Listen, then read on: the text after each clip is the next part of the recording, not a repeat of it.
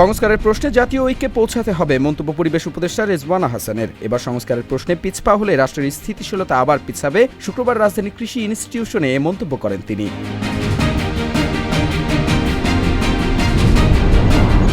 জুলাই হত্যাকাণ্ডের দায়ে দণ্ডিত হলে শেখ হাসিনা সহ আওয়ামী লীগের অনেক নেতাই নির্বাচনে অযোগ্য হবেন জানিয়েছেন অ্যাটর্নি জেনারেল মোহাম্মদ আসাদুজ্জামান। তবে খালেদা জিয়া, তারেক রহমানের নির্বাচনে অংশ নিতে আইনি বাধা নেই। শুক্রবার এফডিসিতে এসব কথা বলেন তিনি।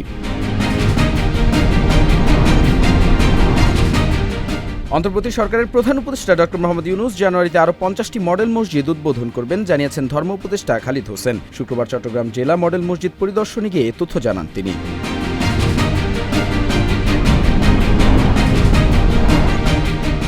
আগামীর দেশ গঠনে সবার সমর্থন চাইলেন জামাতে ইসলামীর আমির ডাক্তার শফিকুর রহমান। ক্ষমতা নয়, সুশাসন প্রতিষ্ঠায় জনগণের ভালোবাসা ও সমর্থন চান তিনি। শুক্রবার যশোরে এসব কথা বলেন তিনি।